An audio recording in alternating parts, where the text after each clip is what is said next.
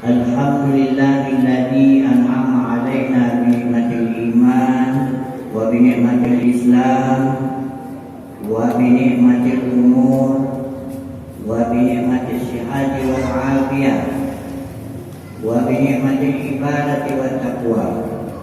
Asyhadu an la ilaha illallah wahdahu la syarika lah wa asyhadu anna sayyidana wa nabiyyana Muhammadan abduhu wa rasuluhu la nabiyya ba'da. Allahumma shalli wa sallim wa barik wa karim wa adim ala sayyidina Muhammad wa ala alihi wa sahbihi ajma'in. Subhanaka la ilma lana illa ma 'allamtana innaka antal alimul hakim.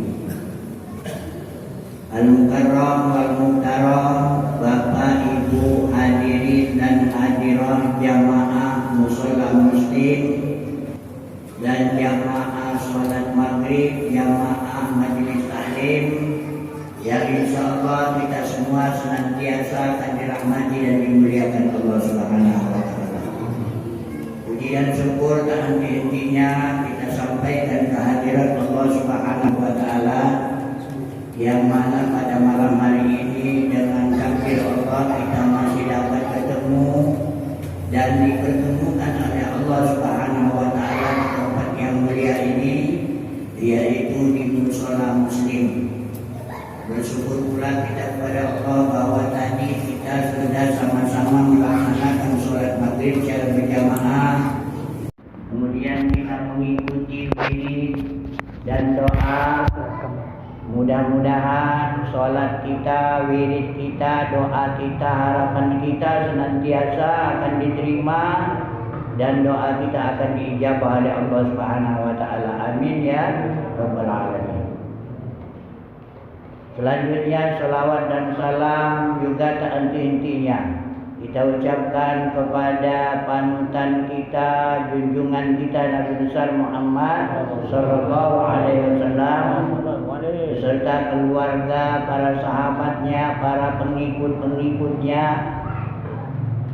dan para tabi'in-tabi'innya dan juga seluruh kaum muslimin yang senantiasa mengiltizamkan dirinya untuk sama-sama menegakkan dan memperjuangkan agama Allah Subhanahu wa taala. Mari Bapak Ibu kita bersolawat kepada beliau. Allahumma shalli ala sayyidina Muhammad wa ala ali sayyidina Muhammad. Tentunya harapan kita mudah-mudahan kelak nanti pada hari kiamat kita semua akan mendapatkan syafaatnya. Amin. Ya Rabbal Alamin.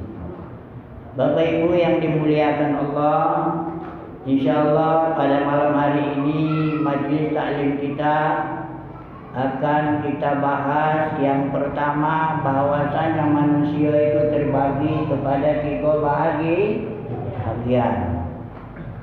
Kalau sampai kaget waktunya sebelum Isya, insyaallah kita akan menyampaikan juga syarat-syarat menjadi imam.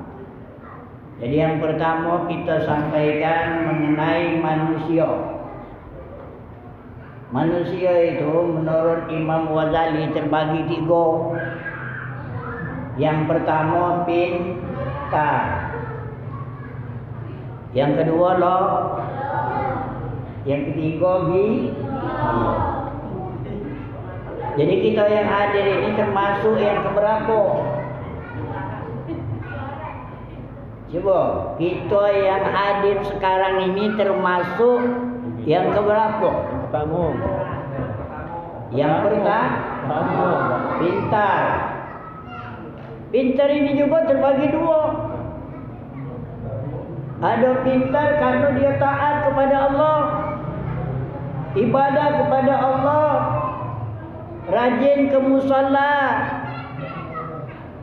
berbuat baik kepada kedua orang tua, rajin sedekah, rajin nuntut ilmu. Itu orang pintar.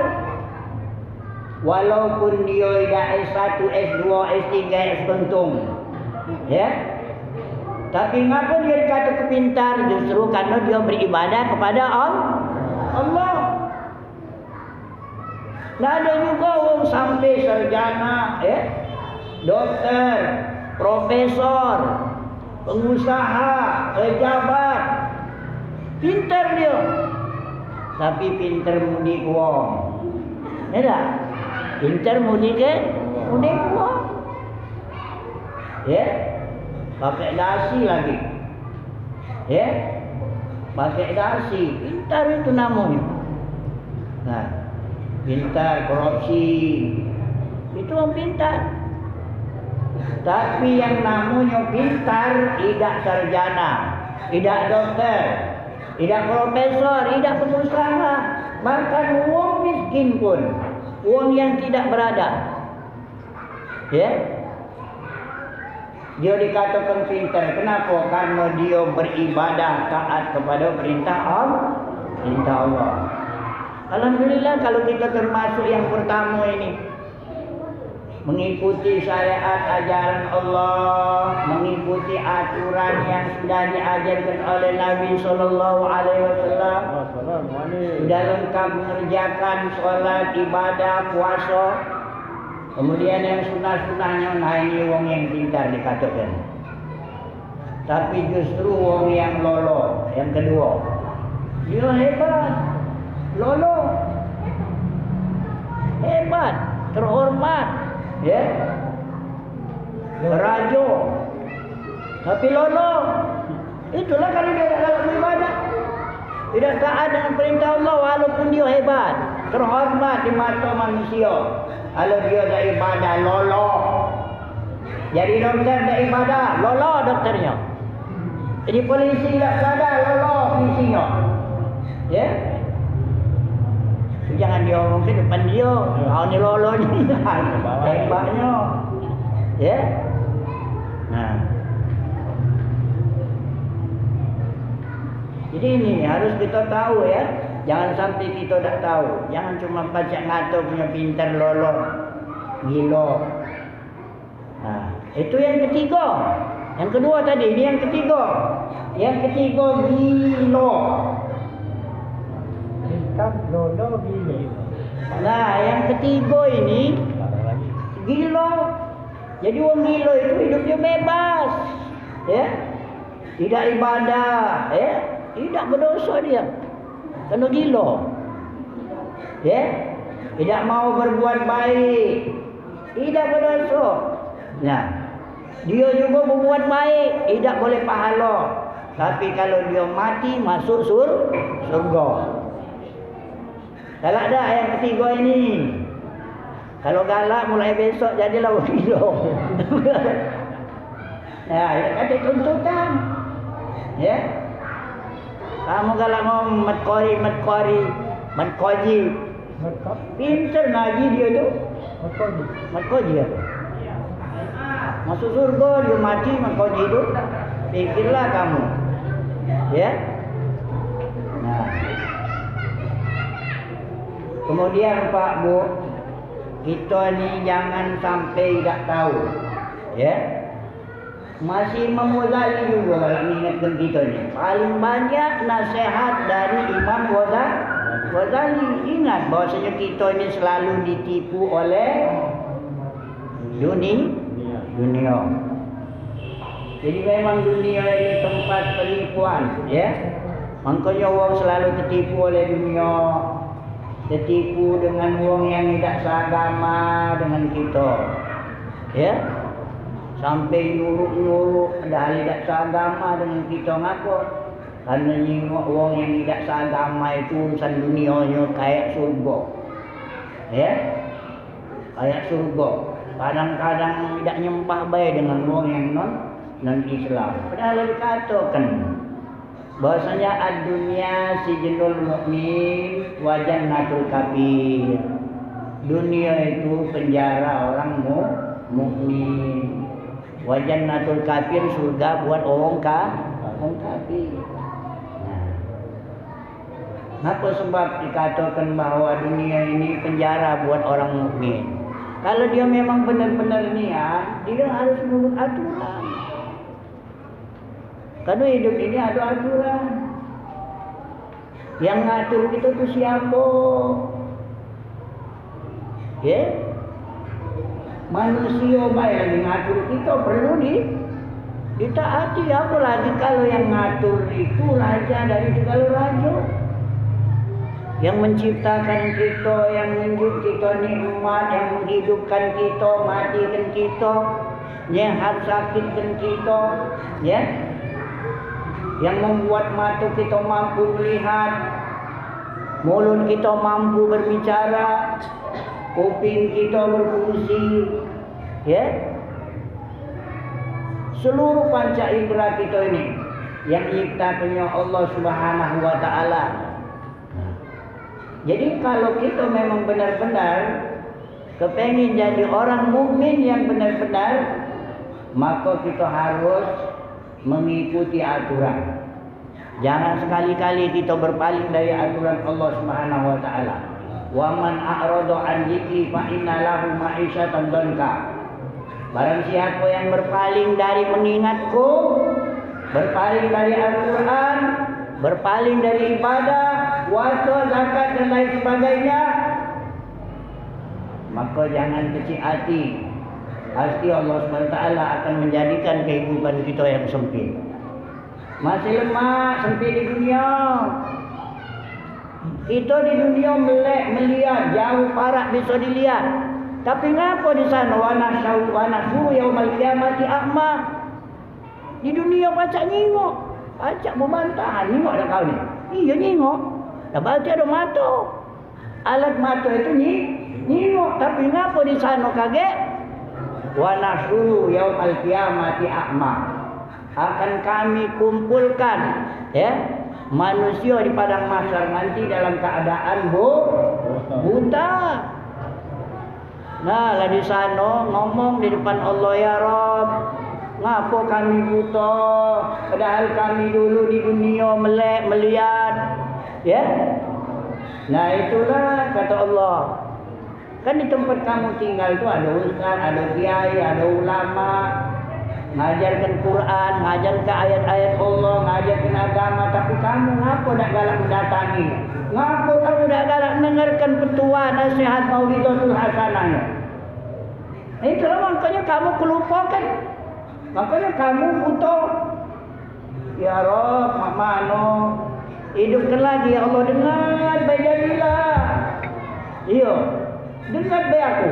Nah, itu kadang-kadang yang minta hidupkan lagi itu satu wong yang kurang banyak bersedekah. Ya. Duitnya banyak, rumahnya banyak, kendaraannya banyak, hidupnya terhormat, tapi kurang banyak bersedekah. Dengar, ya Allah, hidupkan aku baik kemudian jadilah. Karena hartanya banyak tadi, sudah hitung baiklah lagi.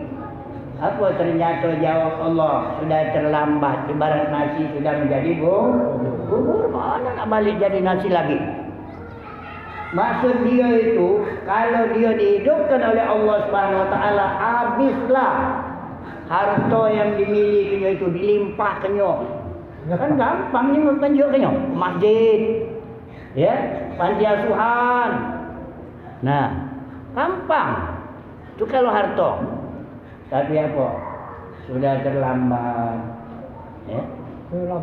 Sudah terlambat sudah. Apa ini? Nah,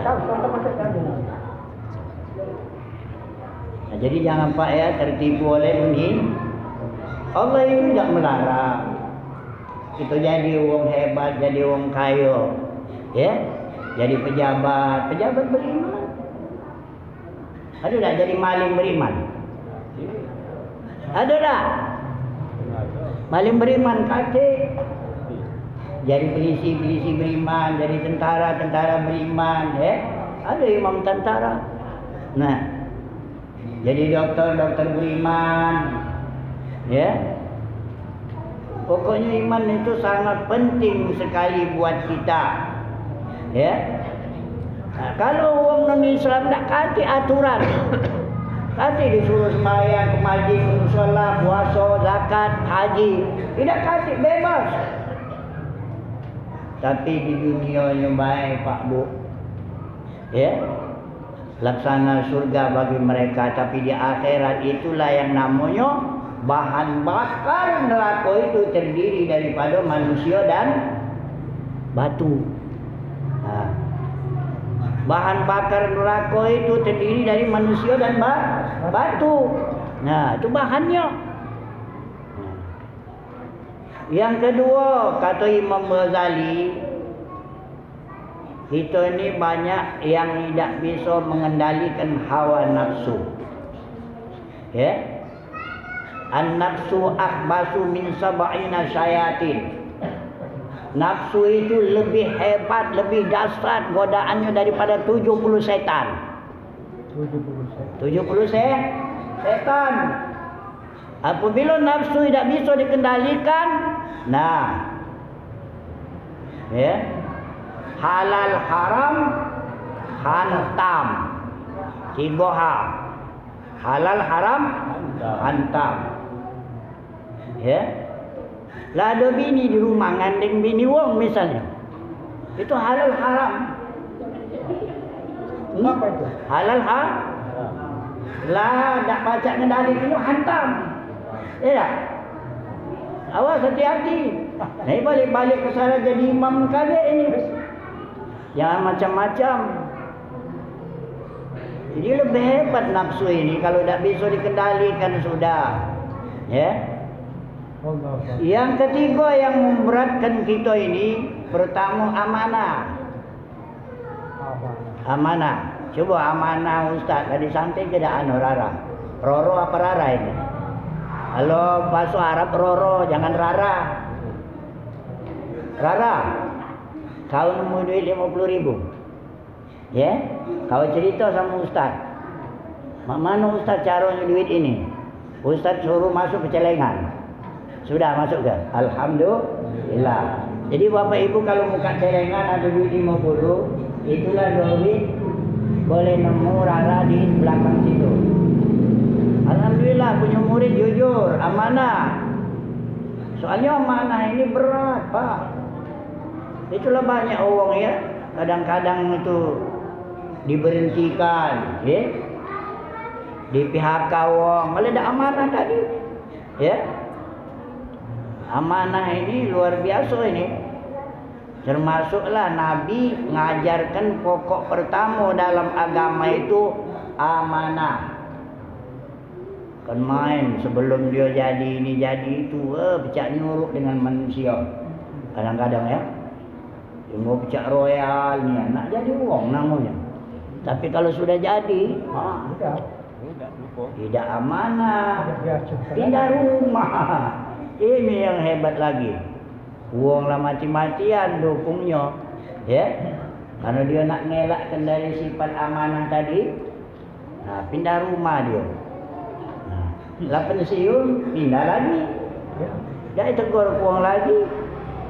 Ya.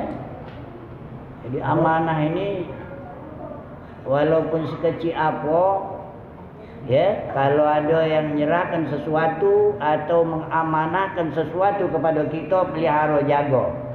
Ya. Jangan keni itu. Nyewa toko wong. Ya. Jangan ada sifat ibaratnya punya wong juga ini nak rusak-rusak lah. Ya. Atau minjem punya kawan misalnya. Kendaraan roda 2 atau ngawak kendaraan wong, ya. Itu mesti punya kita, anggaplah. Nyewa rumah, itulah. Ini kaget pas rumah lah dibayar, disiwa, kamarnya lah siap. Tak tahu kamar jadi punya dapur. Kamar kita jadi punya dapur. 3 tahun ngontrak. Kita balik lagi kapan jingok. Banyak papan-papan tu nak mutung. Oleh kerana apa? Oleh kerana kamar dia jadi punya. Dia jadi punya apa? Dapur.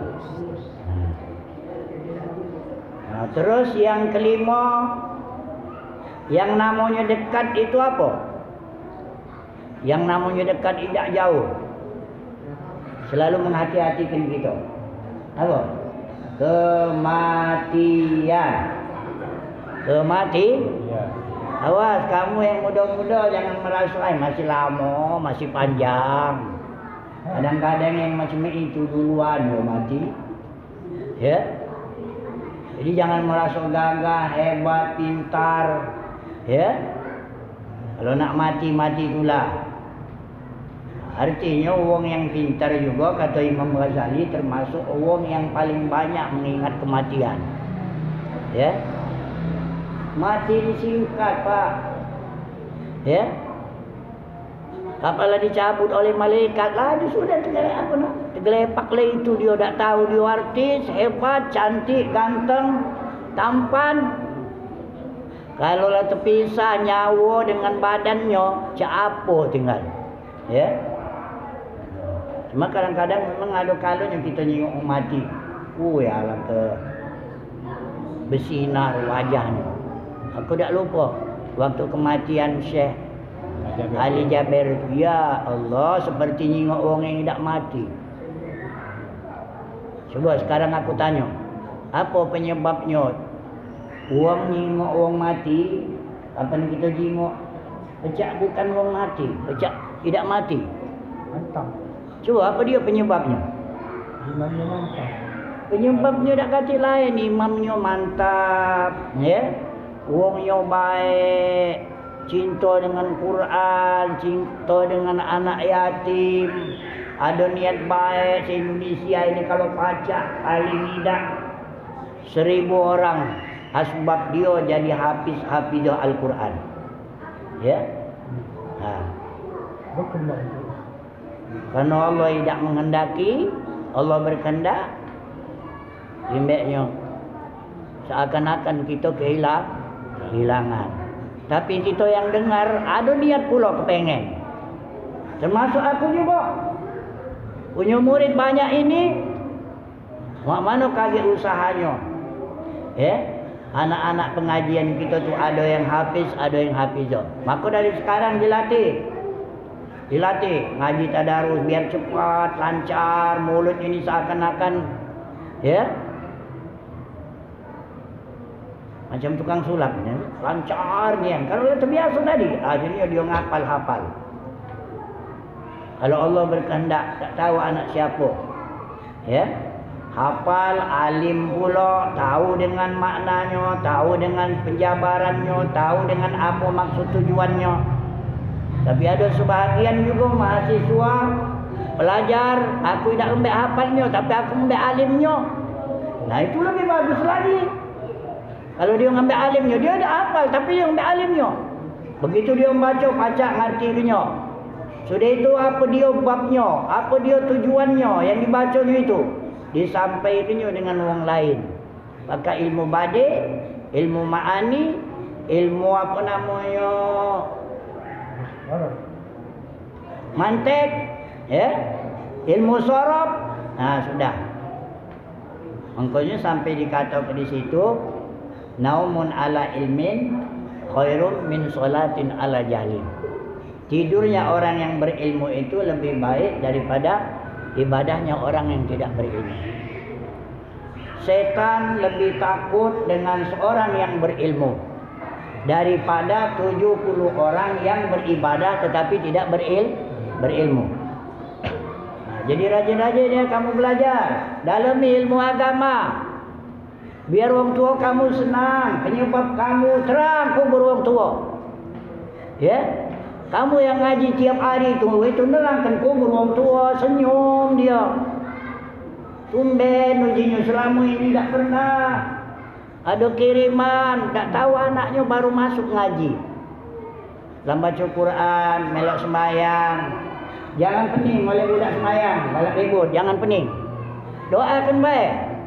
Janganlah nak urung kita yang tua-tua tadi nak sembahyang di sini gara-gara budak banyak ribut. Ingat, kita ni dari budak galau. Mana kapan pas lahir langsung jadi orang tua, katik kan? Dari budak galau. Ingat ke mana waktu kita jadi budak? Apalah baik dari sejak budak. Makanya serahkan dengan guru. InsyaAllah. Ya. Nah, cuman ya bayar guru yang ngajar untuk. Inilah bayar 2.000 seminggu. Banyak yang masih 3 bulan, 4 bulan tak baca lagi. Nak maksudnya apa boleh buat? Nah kemudian ingat ya, mati, bahwasanya mati itu dak kati yang tahu satu pun manusia, termasuk Nabi juga tidak tahu bahwasanya hari apa, di mana, jam berapa, bulan apa, tahun apa mati baik, apa mati konyol, apa mati di pucuk panggung joget dengan biduan, apa mati nyeket botol anggur merah.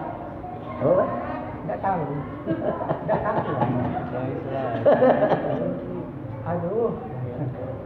Nah, makanya kita berdoa dengan Allah, ya Allah, aku yang galak sembahyang masjid ini, seandainya Allah nak narik aku, tariklah pada saat akulah masuk masjid atau musola. Ya Allah, kalau memang Allah berkehendak nak ngambil aku, nak ngambil nyawa aku, ambillah aku pada waktu solat. Ya Allah, kalau memang Allah lah nak mentakdirkan bahawa nyawa aku batas hari ini, batas jam ini, ambillah pada saat aku baca Quran. Ya. Nah. Oh, yang itu apa? Ceramah apa itu? Jadi tak baca yang namanya ada berapa yang tidak bisa diketahui oleh manusia? Cuba. Ada 4. Yang pertama rezeki. Yang kedua jodoh. Yang ketiga bala. Yang keempat kematian. Satu pun tidak ada yang tahu dan memang tidak juga tahu. Kalau manusia ini tahu bahwasanya matinya besok, tak kanu-anuan ini masjid ini solat ini. Kekecilan masih. Sehingga masuk kalau ke musola. Kenapa besok nak mati? Ya? Besok nak mati. Kalau dia tahu bahasanya dia rezeki dia, ya? Kalau dia tahu, justru dia tak tahu tadi makanya dia mati-matian. Kadang malah ngejar setoran, takut kalau tidak tersetor. Ya? Sehingga disita juga lah waktu. Kenapa? Karena nak mencari rezeki, berhasil dalam mencari rezeki. Ya? Keluar dari pagi sampai ke malam kadang. Untuk mana? Untuk supaya mendapatkan rezeki.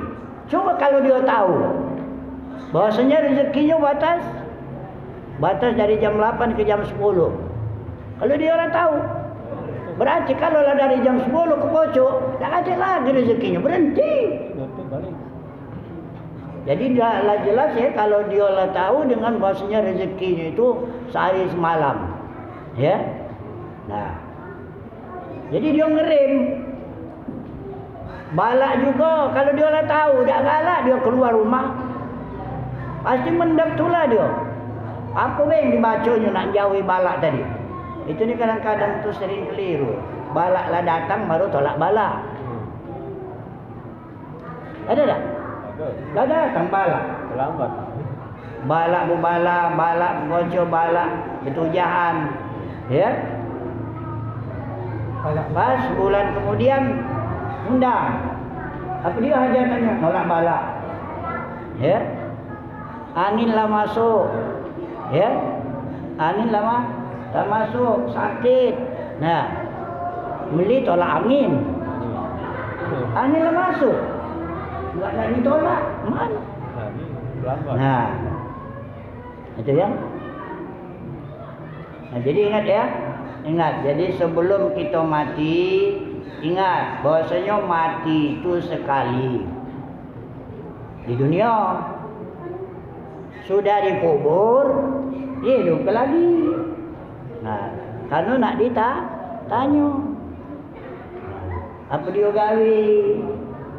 Aku ciptakan engkau di dunia untuk apa? Siapa Tuhanmu? Nak dijawab. Kalau tidak terjawab, tum. Ya, hentak kita. Cuba aku tanya, cambuk malaikat nakir tu besar apa kecil? Besar dia apa? Besar uji kamu. Kalau aku dah galak nak tukenya besar kecil. Kalau kamu nak tahu persis cambuknya malaikat nakir itu seperti buntut kambing.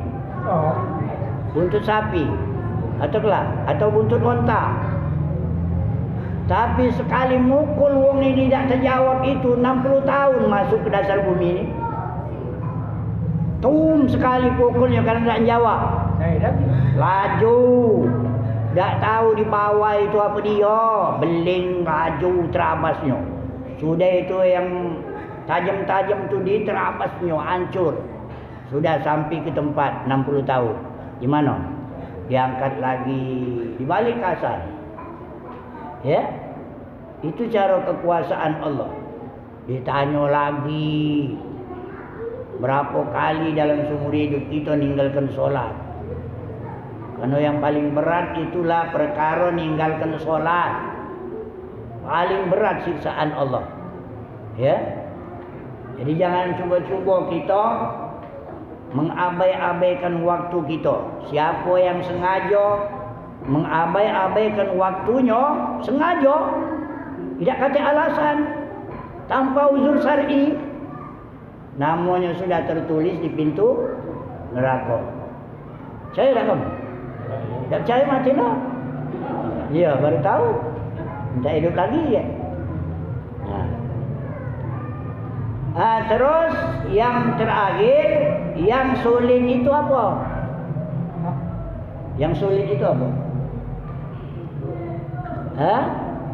Yang sulit itu kata Imam Ghazali ikhlas.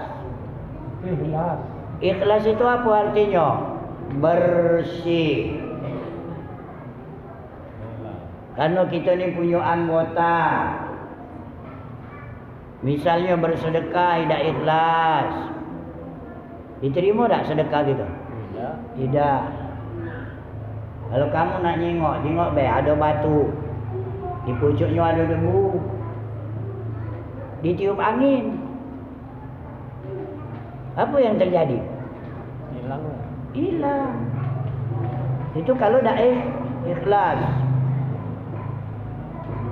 Nah, ikhlas inilah termasuk sifat yang paling tinggi dari seluruh amal. Jadi sebelum kita berbuat sesuatu yang baik, utamakan ikhlas. Ya? Utamakan ikhlas. Tidak dikit, tidak banyak. Kalau dia ikhlas, diterima. Lebih banyak dia dikit, kalau dia ikhlas, ketimbang banyak, tapi tidak ikhlas. Jadi orang yang tidak ikhlas ini disamakan itu syirik yang paling kecil. Syirik yang paling kecil. Syirik itu berarti menduakan Allah. Untuk apa barang yang lah diunjukkan? Jadi kadang barang yang lah diunjukkan diungkit-ungkit. Yang bagus kata ulama, ya, perbuatan yang baik itu cepat-cepat lupakan. Apa baik bentuknya? Ya, apa baik bentuknya yang kita buat itu baik sifatnya, cepat-cepat lupakan, jangan ingat-ingat terus. Tapi sebaliknya, perbuatan yang jahat itu, nah, jangan tak selalu kita ingat, selama-lamanya kita ingat. Ya, itulah yang paling baik. Itulah yang paling baik. Jadi mari kita belajar ikhlas.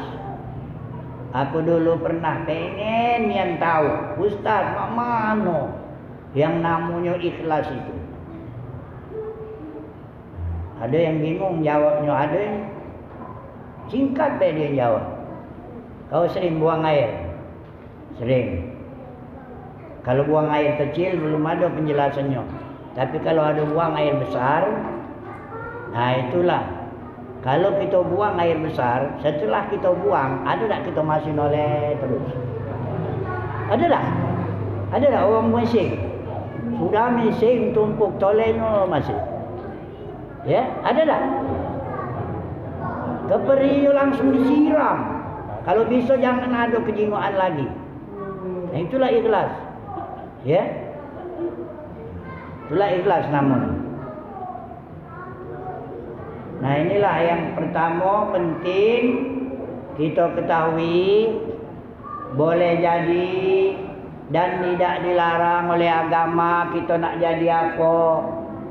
Itu memang disenangi oleh Nabi. Nabi senang kalau nyengok umatnya berduit, ya, berduit kaya, ya, senang Nabi. Sebaliknya Nabi susah kalau nyengok orang yang tidak kati apa-apa, makan kadang tidak, makan kadang-kadang, ya, sering tak makan. Nah, kau habis, ya, habis waktu. Coba kalau ada yang nak bertanya, inilah terakhir juga ni. Kata Pak Haji, apa biar Pak Haji tanya? Waktu kita daripada rumah saya tadi, katanya matahari sekilan dari mana? Apa yang dibaca? Apa punya itu? Nah, yang jelas ada 7 orang yang bakal dinaungi. Ya, pada hari kiamat nanti ada 7 orang yang bakal dinaungi dan tidak ada naungan kecuali naungan Allah. Dinaungi dari apa? Dinaungi dari panas terik matahari. Kalau di dunia ini tempat matahari itu jauh. Itu pun kalau musim kemarau banyak kepanasan. Bahkan banyak yang mati. Orang yang bersawah karena ada hujan-hujan mati padinya. Ya, itu. Sehingga banyak korban gara-gara panas. Tidak pernah dilalui oleh hujan. Tapi yang lebih hebat lagi, panasnya di sana itu tidak jauh antara matahari dengan kepalanya, sekilan cuma jaraknya. Nah, mana cara kita dinaungi dari yang tu apa namanya naungan pada hari kiamat itu panasnya teriknya matahari? Ya pertama, rajulun mu'allaqun fil masajid. Seseorang yang hatinya selalu terpaut ke masjid atau musola. Ya. Sudah itu seorang pemuda, bayangkanlah itu kalau nak nurut akal. Yang tua-tua ni lah yang pantas nak tekun ibadah. Yang muda-muda tu masih banyak. Yalah. Ya, masih banyak pikirannya. Masih ada alasannya. Tapi kalau yang pantas beribadah itu tidak kata istilahnya muda, tidak kata istilahnya tu tua. Karena dari muda inilah kalau nak beribadah. Setelah tua kaget tinggal yang mana adanya baik. Allah tidak marah lagi. Kalau lagi muda dia sudah beribadah. Setelah dia lah sakit-sakitan, Allah lah maklum. Ya, Allah lah maklum. Itulah caranya di antaranya. Jadi belum pacak nerangkannya sebanyak 7 orang tadi. Karena waktunya lah masuk. Nah, lebih dan kurang kami mohon maaf. Seandainya di dalam penyampaian saya ini ada kekurangan, yang namanya manusia, tempat lupa, tempat khilaf, tempat kurang. Kalaupun ada lebihnya juga, itu mungkin berdasarkan hawa nafsu saya. Jadi mari kita tutup majlis kita ini dengan membaca doa kifarat majlis. Subhanallah wa bihamdihi, subhanakallahumma wa bihamdika, asyhadu an la ilaha illa anta, astaghfiruka wa atubu ilaik.